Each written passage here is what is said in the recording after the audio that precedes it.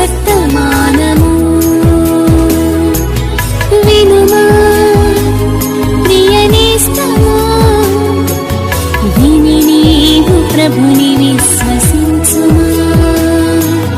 వినుమా ప్రియ నేస్తమా, విని నీవు ప్రభుని విశ్వసించుమా. Praise the lord. దేవునికి స్తోత్రం. అనుదిన మన్నా అనే ఈ ఆధ్యాత్మిక కార్యక్రమాన్ని వీక్షిస్తున్న ప్రియ సోదరి సోదరులారా, మన ప్రభువును రక్షకుడునైన యేసు క్రీస్తు అతి శ్రేష్టమైన నామములో మీ అందరికీ శుభాలు వందనాలు తెలియచేయుచున్నాను.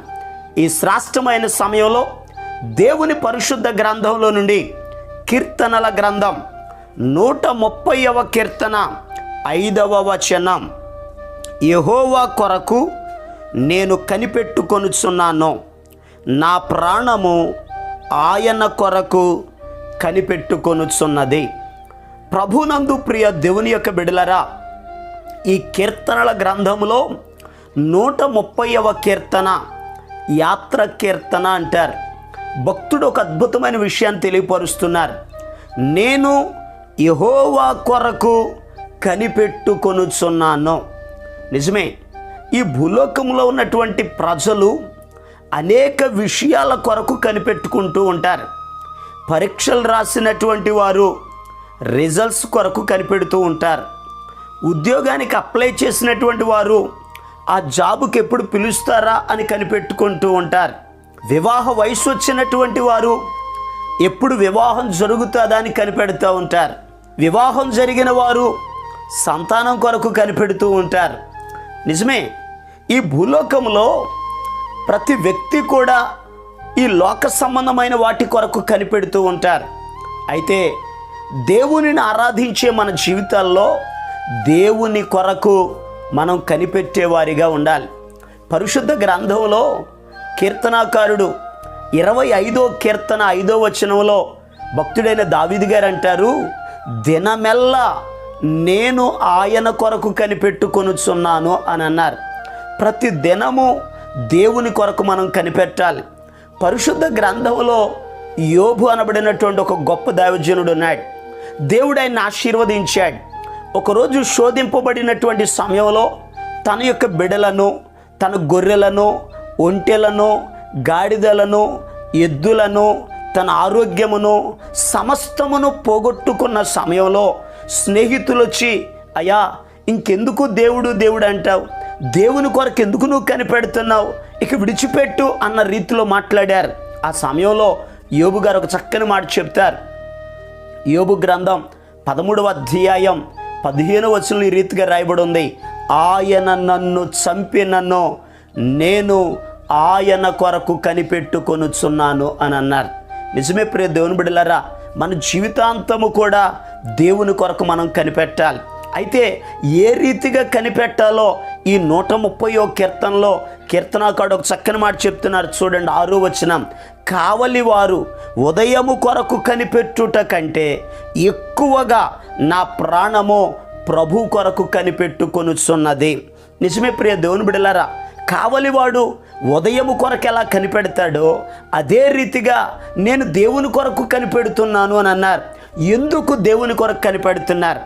ఒక వ్యక్తి దేవుని కొరకు కనిపెట్టుట ద్వారా ఆ వ్యక్తికి వచ్చే మేలేమిటో ఈరోజు పరిశుద్ధ గ్రంథంలో నుండి జాగ్రత్తగా మనం ధ్యానం చేద్దాం.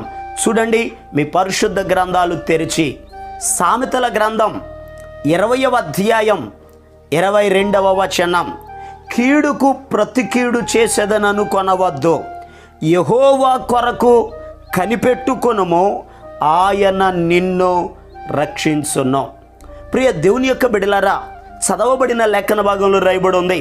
సొలొమోను గారు ఒక అద్భుతమైన విషయాన్ని తెలియపరుస్తున్నారు. ఒక వ్యక్తి దేవుని కొరకు కనిపెట్టుకొనుట ద్వారా దేవుడు మనలను రక్షిస్తాడు.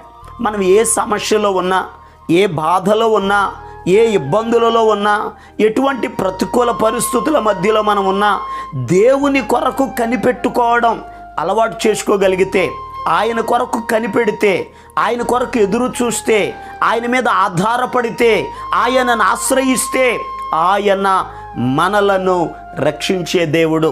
పరిశుద్ధ గ్రంథంలో రాయబడి ఉంది, కీర్తనల గ్రంథం 25వ కీర్తన 3వ వచనాన్ని మనం చదివితే, యెహోవా నీ కొరకు కనిపెట్టుకుని వారిలో ఎవడునో సిగ్గునందడు అని వాక్యం చెప్తుంది. మనం ఆయన కొరకు కనిపెట్టుకుంటే ఆయన మనలను విడిచిపెట్టే దేవుడు కాదు, సిగ్గుపరిచే దేవుడు కాదు.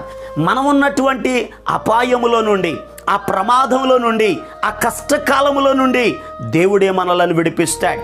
పరిశుద్ధ గ్రంథంలో ఇశ్రాయేలీయుల మీదకి ఫిలిష్తీయులు యుద్ధానికి వచ్చారు. అటువంటి సమయంలో ఫిలిష్తీయులలో ఒకడు గొలియాతు అనబడినటువంటి వ్యక్తి తానొక్కడు వచ్చి కేకలు వేస్తున్నాడు. ఫిలిష్తీయుల పక్షంగా నేను ఒక్కడిని వస్తున్నాను, ఇశ్రాయేలీయులారా మీలో ఒకడు రండి, మన ఇద్దరం దెబ్బలాడదాం. ఎవడు గెలిస్తే ఆ దేశం గెలిచినట్టు, ఎవడు ఓడిపోతే ఆ దేశం ఓడిపోయినట్టు అని. అయితే ఈ గొలియాతు అనేటటువంటి వ్యక్తి 6 మూరల జానెడెత్తునున్నాడు, రాగి శిరస్త్రాణం ధరించాడు, ఉక్కు కవచాన్ని ధరించాడు, ఒక పెద్ద కత్తి తీసుకుని వచ్చాడు. అతను చూడగానే ఇశ్రాయేలీలంతా కూడా భయపడిపోయారు. 40 దినాలు కేకలు వేస్తున్నాడు, ఏ వ్యక్తి కూడా ఎదరికి వెళ్ళలేకపోయారు. అయితే 40వ దినమందు యెషయి కుమారుడైన దావీదు తన అన్నల కొరకు ఆహారాన్ని తీసుకొచ్చి ఆ కేకలు విని గొలియాతు మీదకి నేను వెళ్ళిపోతాను అని అన్నాడు. రాజుగారు అన్నారు, అయ్యా నువ్వు వెళ్ళలేవు, అతడు చిన్ననాటి నుండి యుద్ధాభ్యాసం చేసిన వాడు, అతడు మీద నువ్వు జయించలేవు అని అన్నారు. ఆ సమయంలో దావీదు చెప్పాడు, అయ్యా నేను దేవుని కొరకు కనిపెట్టుకుంటున్నాను, నా దేవుడు సింహము నోటు నుండి నన్ను రక్షించాడు, ఎలుగుబంటి నోటు నుండి రక్షించాడు, ఈ గొలియాతు నోటు నుండి కూడా ఆయనే నన్ను రక్షిస్తాడు, యుద్ధము యెహోవాదే అని చెప్పి దేవుని కొరకు కనిపెట్టుకుంటూ దేవుని మీద ఆధారపడి గొలియాతు మీదకు వెళ్ళాడు. ఒకే ఒక్క రాయితో గొలియాతును పడగొట్టేశాడు. ప్రియ దేవుని బిడ్డలారా జాగ్రత్తగా వినండి. దావీదు దేవుని మీద ఆధారపడుట ద్వారా, ఆనుకొనుట ద్వారా, దేవుని కొరకు కనిపెట్టుకొనుట ద్వారా గొలియాతు మీద జయము కలిగింది. గొలియాతు చేతిలో నుండి దేవుడు రక్షించాడు. మన దేవుడు ఆయన కొరకు ఎవరైతే కనిపెడతారో వారిని రక్షించే దేవుడు. పరిశుద్ధ గ్రంథంలో బబులోను అనేటటువంటి దేశంలో నెబుకద్నెజరు అనేటటువంటి రాజు దూరాయను మైదానంలో ఓ పెద్ద ప్రతిమను నిలబెట్టాడు. దానికి ఎవరైతే నమస్కారం చేయరో వారిని అగ్నిగుండంలో పడేస్తాను అని అన్నాడు.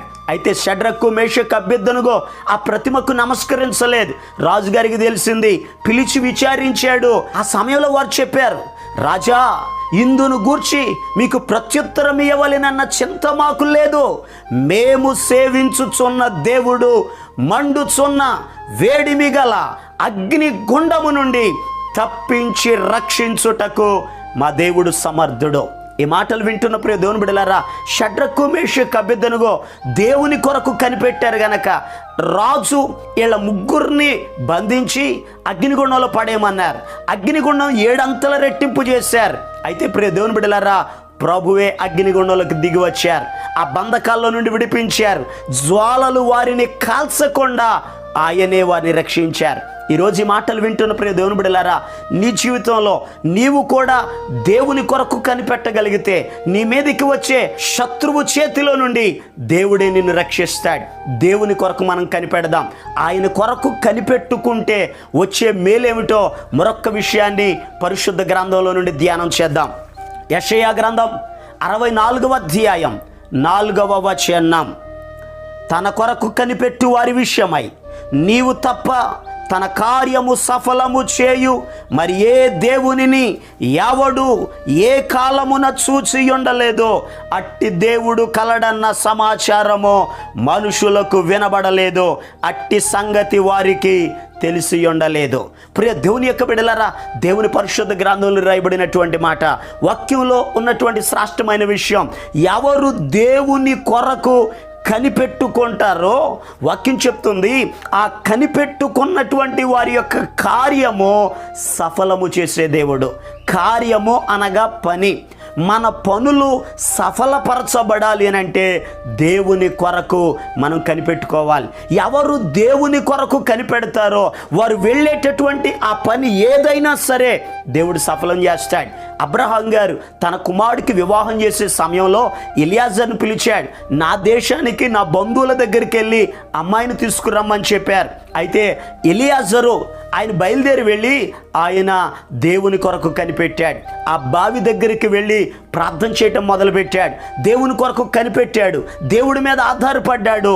ఇస్సాకు కొరకు రెబుకాను దేవుడు సిద్ధపరిచాడు. దేవుడే బావి దగ్గరికి తీసుకొచ్చాడు, నీళ్లు పోసేలాగా ప్రేరేపించాడు.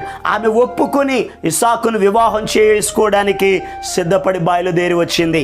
అయితే ఎలియాజరు వెళ్ళిన పని సఫలపరచబట్టడానికి కారణం ఎలియాజరు దేవుని కొరకు కనిపెట్టాడు. ఈరోజు ప్రియ దేవుని బిడ్డలారా, మీ కుటుంబ వ్యవస్థలో మీరు చేసే పనుల విషయంలో అవి సఫలపరచబడాలి అని అంటే దేవుని కొరకు కనిపెట్టండి, ఎదురు చూడండి.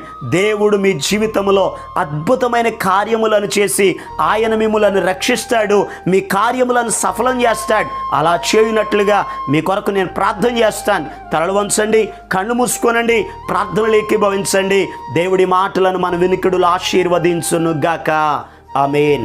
మహాపరిశుద్ధుడును ప్రేమ కలిగిన మా పరమ తండ్రి, ఆశ్చర్యకరుడు అయిన మా యేసయ్యా, నీకు వందనాలు. నీ బిడ్డల కొరకు ప్రార్థిస్తున్నాను. నీ కొరకు కనిపెట్టిన వారిలో ఎవడును సిగ్గునొందడని వాక్యం చెప్తుందయ్యా. నీ బిడ్డల జీవితంలో సిగ్గుపరచబడకుండా రక్షించండి, వారి కార్యములను సఫలం చేయండి, వారి అవసరతలను మీరు తీర్చండి, ప్రయాణాల్లో మీరు తోడై ఉండండి. నీ బిడ్డల పక్షంగా మేలు కలుగ చేయండి, ఘనమైన నీ కార్యాలు జరిగించండి. నాజరేయుడైన యేసు నామములో ప్రతి అవసరత తీర్చబడునుగా ఆజ్ఞాపిస్తున్నాను. ఆశ్చర్యమైన నీ కార్యాలు చేసి మహిమ ఘనత ప్రభావాలు మీరు పొందుకోనమని యేసు క్రీస్తు అతి పరిశుద్ధమైన నామం పేరట ప్రార్థన చేసి అడిగి పొందుకొని ఉన్నాము తండ్రి. ఆమేన్. మన ప్రభు అయిన యేసు క్రీస్తు కృప మీకు తోడుగా ఉండి నడిపించును గాక. ఆమేన్. ఈరోజు పుట్టినరోజు మరియు పెళ్లి రోజు జరుపుకుంటున్న వారికి సీసలి మన్నా చర్చి తరపున మా కుటుంబ పక్షముగా మీకు శుభాలు తెలియపరుస్తున్నాం. May God bless you. దేవుడు మీకు తోడుగా ఉండి మిమ్మల్ని ఆశీర్వదించును గాక. దయచేసి గమనించండి, మీ కొరకును మీ కుటుంబం కొరకును దేవుడు మిమ్మలను అభివృద్ధి పరచాలని నిత్యము మేము ప్రార్థన చేస్తున్నాం. ఏమైనా ప్రార్థన అవసరతలు ఉన్న ఎడల ఈ స్క్రీన్ మీద కనబడుతున్న నెంబర్కి ఫోన్ చేసి తెలియపరచండి. ప్రియ దేవుని బిడ్డలారా, అనుదిన మన్నా అనే ఈ వర్తమానాలు మీ స్నేహితులకు మీ బంధువులకు కూడా షేర్ చేయండి. మన్నా చర్చ్ సీసలి అనే ఈ యూట్యూబ్ ఛానల్ను సబ్స్క్రైబ్ చేయండి. అందరికీ వందనాలు. నాకుండగా ఏది నాకక్కరలేదు, నీవు నాకుండగా ఏది నాకక్కరలేదు, నీవు నాకుండగా ఏది నాకక్కరలేదు.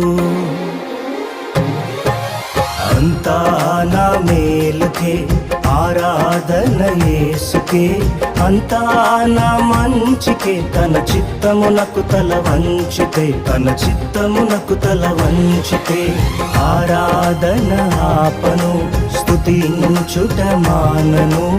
ఆరాధన ఆపను, స్తుతించుట మానను.